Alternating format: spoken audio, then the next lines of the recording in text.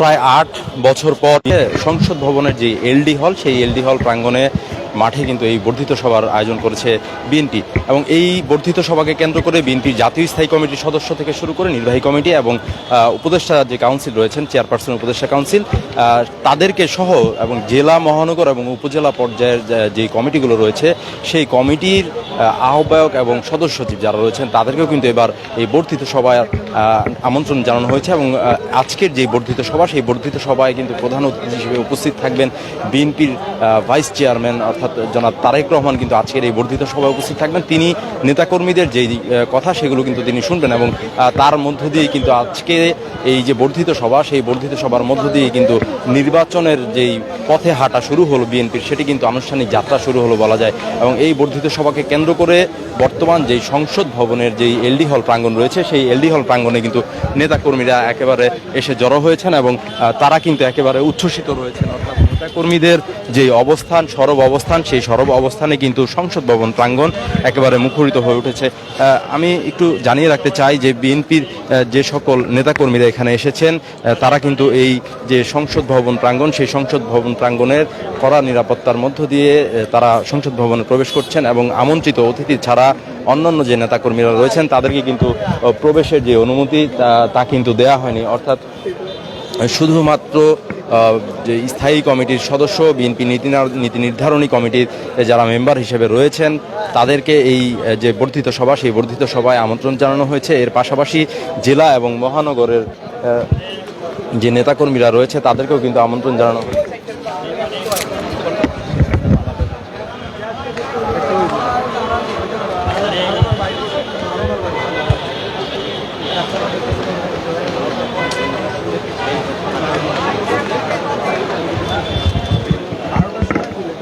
নেতাকর্মীদের যে সরব উপস্থিতি, সেই সরব উপস্থিতি কিন্তু আমরা দেখতে পাচ্ছি যে এই যে সংসদ ভবন প্রাঙ্গণ, সেই সংসদ ভবন প্রাঙ্গণে কিন্তু একেবারে তাদের যে উপস্থিতি, সেই উপস্থিতি কিন্তু একেবারে মুখরিত হয়েছে। আমরা কয়েকজন নেতাকর্মীদের সাথে কথা বলার চেষ্টা করব। আমি এই মুহূর্তে সংযুক্ত হচ্ছি চট্টগ্রাম দক্ষিণ জেলা ছাত্রদলের সাবেক সাধারণ সম্পাদক মহসিন এর সাথে। আমি মহসিনের কাছে জানতে চাইবো যে আজকে যেই বর্ধিত সভার আয়োজন হচ্ছে, প্রায় ৮ বছর পর এই বর্ধিত সভার আয়োজন হলো, এই বর্ধিত সভাকে কেন্দ্র করে নেতাকর্মীদের মনের অবস্থা কি এবং এর মধ্য দিয়ে কি আসলে নির্বাচনের দিকে এগোচ্ছে কিনা, জাতীয় নির্বাচনের পথে হাঁটছে কিনা বিএনপি? জি, আপনাকে ধন্যবাদ। আসলে বিএনপি দীর্ঘ ৮ বছর পরে আজকে বিএনপির যে বর্ধিত সভা অনুষ্ঠিত হচ্ছে, এটা নেতাকর্মীদের দীর্ঘ প্রতীক্ষার ফল। আজকে নেতাকর্মীরা যে দীর্ঘ আন্দোলন সংগ্রামের মধ্য দিয়ে আজকে যে একটা ফেসিবাদ মুক্ত বাংলাদেশ গঠনের লক্ষ্যে যে বিএনপি তৃণমূল পর্যায়ে কাজ করে যাচ্ছে, এই ধারাবাহিকতা আমাদের ভারপ্রাপ্ত চেয়ারম্যান জনাব তারেক রহমান যে দলীয় নেতাকর্মীদেরকে ৩১ দফা বাস্তবায়নে যে মানুষের ধারে ধারে যাওয়ার যে আহ্বান জানিয়েছেন, তারই বার্তা বহন করে নিয়ে যাবে আজকের এই বর্ধিত সভা। এই বর্ধিত সভায় আগামী দিনে যে বাংলাদেশের সরকার যে একটি সুষ্ঠু গণতান্ত্রিক বাংলাদেশে যে নির্বাচনের প্রত্যাশা করে, সেরকম একটা নির্বাচনের জন্য একটা সরকারের কাছে রোডম্যাপ চাইবে এবং সেই রোডম্যাপ অনুযায়ী বাংলাদেশের যে মানুষের হারানো ভোটাধিকার, সেই ভোটাধিকার ফিরে পাবে জনগণ এবং যার ভোট সে দিয়ে বাংলাদেশের সরকার গঠন করবে। এই ধারাবাহিকতায় বিএনপির নেতৃত্ব দিচ্ছেন আমাদের ভারপ্রাপ্ত চেয়ারম্যান জনাব তারেক রহমান। আমাদেরকে সুষ্ঠু এবং সুশৃঙ্খলভাবে বাংলাদেশ গঠনে যে নির্দেশনা দিবেন তা অক্ষরে অক্ষরে নেতাকর্মীরা পালন করবে। আজকের এই উৎসাহ উদ্দীপনায় তারই প্রমাণ করে। ধন্যবাদ সবাই। আমি সংযুক্ত ছিলাম চট্টগ্রাম দক্ষিণ জেলা ছাত্রদলের সাবেক সাধারণ সম্পাদক মহসিনের সাথে। তিনি আসলে জানাচ্ছিলেন যে তারেক রহমানের যে নির্দেশনা, সেই নির্দেশনার অপেক্ষায় কিন্তু বিএনপির যে নেতাকর্মীরা তারা কিন্তু একেবারে উচ্ছ্বসিত হয়ে আছেন এবং তার নির্দেশনা, কি নির্দেশনা আসে তার তরফ থেকে, সেই নির্দেশনার অপেক্ষায় কিন্তু তারা আসলে প্রহর গুনছেন এবং সেই নির্দেশনা মোতাবেক আগামী জাতীয় নির্বাচনে বিএনপি কোন পথে হাঁটবে তার সার্বিক পরিস্থিতির বিবেচনায় নিয়ে কিন্তু কর্মীরা কাজ করবেন, এমনটাই প্রত্যাশা করছিলেন। আমি এই মুহূর্তে গাজীপুর জেলার একজন সাবেক ছাত্রদল কর্মী এবং সভাপতি প্রার্থী, বর্তমান ছাত্রদলের সভাপতি প্রার্থী গাজী নওশাদের সাথে কথা বলতে চাই। তার কাছ থেকেও জানতে চাই যে আসলে যে ৩১ দফা বিএনপির, সেই ৩১ দফা বাস্তবায়নের মধ্য দিয়ে নির্বাচনের দিকে কি হাঁটবে কিনা বিএনপি। আপনাকে ধন্যবাদ। আপনারা জানেন যে দীর্ঘ 17-18 বছর এই ফ্যাসিস্ট খুনি হাসিনা যেভাবে চেপে বসেছিল বাংলাদেশের জনগণের উপরে বাংলাদেশের জনগণের উপরে, বাংলাদেশ জাতীয়তাবাদী দলের উপরে 1,15,000 মামলা দিয়েছিল, সেখানে আসামি করা হয়েছিল 60 লক্ষ। তারপরেও আমাদের এই দল জনগণের স্বার্থে নিয়মিত প্রোগ্রাম দিয়ে গিয়েছে, কর্মসূচি পালন করেছি। আমরা মাঠে থেকে মামলা হামলা গুম খুন সব কিছু সহ্য করে আমরা রাজপথে ছিলাম। এখন এই 2024-এ এসে একটি বিপ্লবী সরকার গঠন হয়েছে। সেই সরকারের কাছে আমাদের দাবি থাকবে যে নির্বাচনটা যেন দ্রুত হয়, এবং তারই ধারাবাহিকতা আমাদের যে দলের আজকে বর্ধিত সভা, এখানে আমাদের দলের ভারপ্রাপ্ত চেয়ারম্যান স্যার দেশনায়ক জনাব তারেক রহমানের সভাপতিত্বে যে সভা অনুষ্ঠিত হবে, আমাদের বিএনপির চেয়ারপারসন দেশনেত্রী বেগম খালেদা জিয়া সেখানে প্রধান অতিথি থাকবেন, সহ সারা দেশ থেকে উপজেলা, পৌর এবং থানা পর্যায়ের সমস্ত প্রেসিডেন্ট সেক্রেটারিদেরকে নিয়ে যে আজকে বর্ধিত সভা, এখানে একটি সিদ্ধান্ত কি আসে সেই আশায় আমরা আছি, যে সিদ্ধান্ত নিবে দল। এবং অবশ্যই এখানে 31 দফা যে চেয়ারম্যান স্যার দিয়েছে সেটি জনগণের কাছে পৌঁছে দেওয়ার জন্য, এবং সেগুলো নিয়ে আলোচনা হবে। আমরা নির্বাচনের ক্ষেত্রে কি সিদ্ধান্ত আসে সেই সিদ্ধান্ত আমরা অবশ্যই মাঠে থেকে কাজ করব, এবং আমরা আশা করব যে ভালো একটি নির্বাচন হবে ইনশাল্লাহ, এবং আমার দল ব্যাপকভাবে বিজয়ী হবে ইনশাল্লাহ। এই গাজী নওশাদের সাথে আমরা সংযুক্ত ছিলাম। তিনি আমাদেরকে জানাচ্ছিলেন যে এই যে বর্ধিত সভা, এই বর্ধিত সভাকে কেন্দ্র করে নেতাকর্মীরা কী পরিমাণ উচ্ছ্বসিত আছেন, এবং তাদের যেই নেতা বর্তমানে লন্ডনে রয়েছেন অর্থাৎ তারেক রহমান, বিএনপির ভাইস চেয়ারম্যান, তার নির্দেশনার অপেক্ষায় কিন্তু নেতাকর্মীরা রয়েছে। আপনারা নিশ্চয়ই দেখছেন যে এই সংসদ ভবন চত্বর এলাকাতে নেতাকর্মীদের যেই ভিড় তা কিন্তু একেবারে স্পষ্ট। অর্থাৎ এই সংসদ ভবনের যেই মূল গেট, সেই গেটের 5 নম্বর গেটের এই প্রাঙ্গণে কিন্তু অনেক নেতাকর্মীরা এখানে অবস্থান করছেন। অবস্থান করে তারা আসলে তাদের যেই নেতারা ভেতরে গিয়েছেন তাদের অপেক্ষায় রয়েছেন যে কী ধরনের নির্দেশনা আসে, এবং সেই নির্দেশনা তারা বাস্তবায়নের জন্য কাজ করবেন বলেও কিন্তু আমাদেরকে তারা জানিয়েছেন।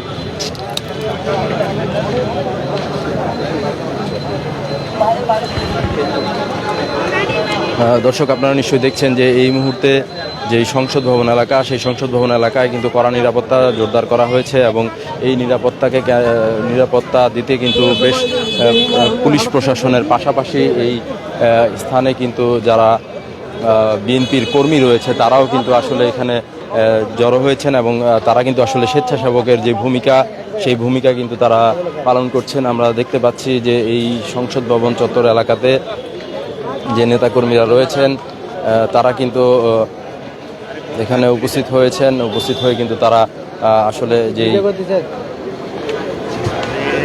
তারা যে ভেতরে যাওয়ার যে প্রচেষ্টা সেটি কিন্তু তারা জারি রেখেছেন। আমরা দেখতে পাচ্ছি আমাদের সামনে উপস্থিত আছেন অ্যাডভোকেট লিয়াকত আলী, আহ্বায়ক রাজবাড়ী জেলা বিএনপি। আমরা আসলে তার কাছ থেকে একটু জানতে চাইব যে জনাব তারেক রহমানের কি নির্দেশনার অপেক্ষায় তারা রয়েছেন, এবং 8 বছর পরে বর্ধিত সভা অনুষ্ঠিত হচ্ছে। আপনাদের অবস্থানটা আসলে কোন জায়গায়? আসলে আমাদের অবস্থানটা আমাদের অ্যাক্টিং চেয়ারম্যান তারেক রহমানের সাথে আমাদের এখন উনি যেটা বলবেন, যেভাবে বলবেন, যা বলবেন তাই হবে ইনশাআল্লাহ। আজকে এই যে বর্ধিত সভার মধ্য দিয়ে কি বিএনপি জাতীয় নির্বাচনের পথে হাঁটছে কিনা, এবং আজকে কারা কারা এখানে উপস্থিত হয়েছেন ইতিমধ্যে? সবসময় জাতীয় নির্বাচনের জন্য বিএনপি হাঁটছে। আমরা জাতীয় নির্বাচন আগে চাই, তার আগে কোনো নির্বাচন হবে না ইনশাআল্লাহ। ধন্যবাদ। যে অ্যাডভোকেট লিয়াকত আলীর সাথে আমরা সংযুক্ত ছিলাম, তিনি রাজবাড়ী জেলা বিএনপির আহ্বায়ক। তিনি আসলে আমাদেরকে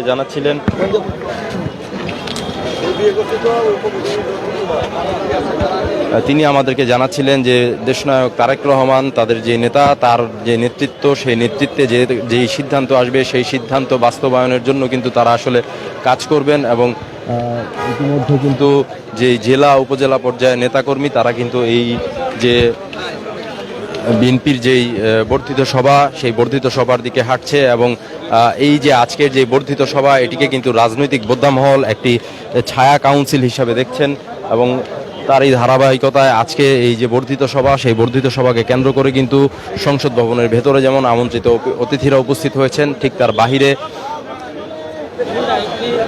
ঠিক তার বাহিরের দৃশ্য যদি আপনারা দেখছেন যে এই সংসদ ভবনের 5 নম্বর গেটে প্রবেশের যেই পথ, 6 নম্বর গেটে প্রবেশের যে পথ, সেই পথে কিন্তু এখন নেতাকর্মীদের যেই ভিড়, সেই ভিড়ে কিন্তু তারা আসলে উচ্ছ্বসিত হয়ে অবস্থায় আছেন।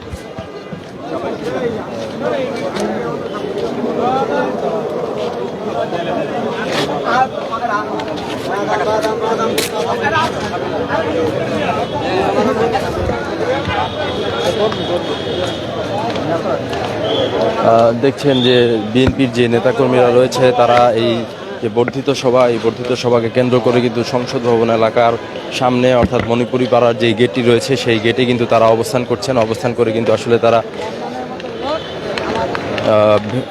তাদের যে নেতাকর্মীরা রয়েছে তাদের প্রবেশ নিশ্চিত হয়েছে সংসদ ভবন এলাকায়, এবং তাদের প্রবেশের মধ্য দিয়ে তারা কিন্তু ইতিমধ্যে বর্ধিত সভায় অংশগ্রহণ করেছেন। এবং এই বর্ধিত সভা থেকে একটি হয়তো জাতীয় নির্বাচনের পথে বিএনপি হাঁটার যে আনুষ্ঠানিকতা সেটি কিন্তু শুরু হলো, এবং এই বর্ধিত সভায় কাদেরকে সংসদ নির্বাচনগুলো করার জন্য মনোনয়ন করা হবে তার সিদ্ধান্ত আসতে পারে। এবং এই যে বর্ধিত সভা, সেই বর্ধিত সভায় বিএনপির যে নেতাকর্মীরা রয়েছে তারা কিন্তু একেবারে উচ্ছ্বসিত রয়েছে। আমরা দেখছি যে এখন পর্যন্ত কিন্তু যে নেতাকর্মীরা তারা কিন্তু আসলে প্রবেশ করছেন, অর্থাৎ বর্ধিত সভায় যারা আমন্ত্রিত অতিথি তারা কিন্তু ইতিমধ্যে অনেকেই প্রবেশ করেছেন। স্থায়ী কমিটির সদস্য যারা রয়েছে তারাও প্রবেশ করেছেন, এবং জাতীয় নির্বাহী কমিটির সদস্য যারা রয়েছে তারাও কিন্তু এই বর্ধিত সভায় প্রবেশ করেছেন। এর পাশাপাশি বিএনপির চেয়ারপারসনের উপদেষ্টা কাউন্সিলের সদস্য যারা রয়েছে তারাও কিন্তু বর্ধিত সভার আমন্ত্রিত অতিথি হিসেবে এই বর্ধিত সভায় অংশগ্রহণ করেছেন। আমরা দেখতে পাচ্ছি যে সংসদ ভবন এলাকায়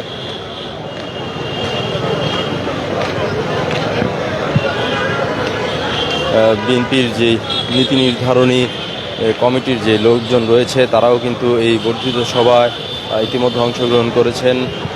আজকের বর্ধিত সভার প্রধান অতিথি হিসেবে উপস্থিত থাকবেন দলটির চেয়ারপারসন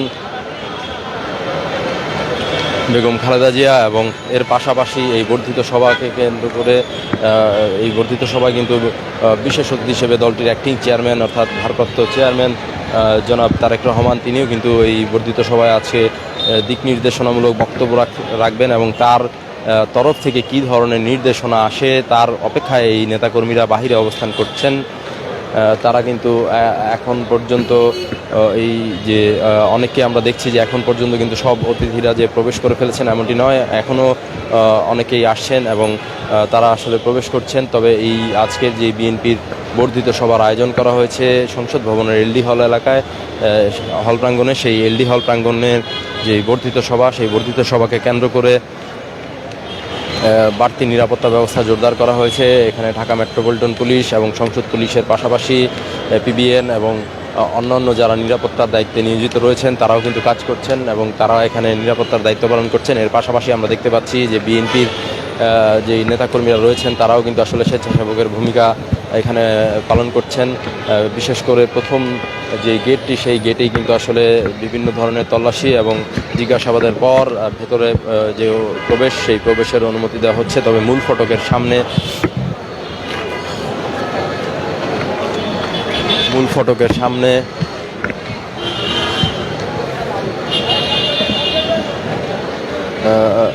পৃথক একটি নিরাপত্তা চৌকি স্থাপন করা হয়েছে এবং সেখানে কিন্তু যে আর্চারি গেট রয়েছে, মেটাল ডিটেক্টর, সেই গেটের মাধ্যমে এবং সাথে থাকা ব্যাগেজ স্ক্যানিংয়ের মাধ্যমে তাদেরকে ভেতরে প্রবেশের যে অনুমতি সেটি কিন্তু দেওয়া হচ্ছে। তবে নেতাকর্মীরা বেশ উচ্ছ্বসিত রয়েছেন এবং এই বর্ধিত সভাকে কেন্দ্র করে তাদের যেই সরব উপস্থিতি সেটি কিন্তু এই সংসদ ভবন এলাকায় আমরা দেখতে পাচ্ছি।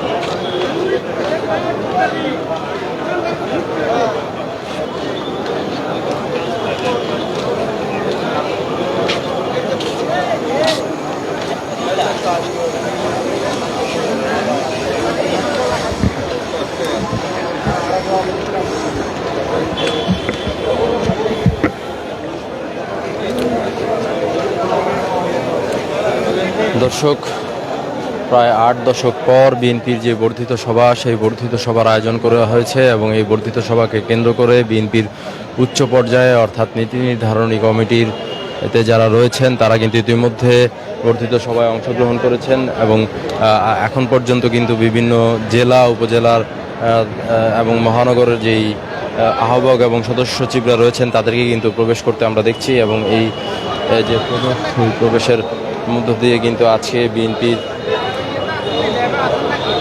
যে বর্ধিত সভা, সেই বর্ধিত সভাটি আসলে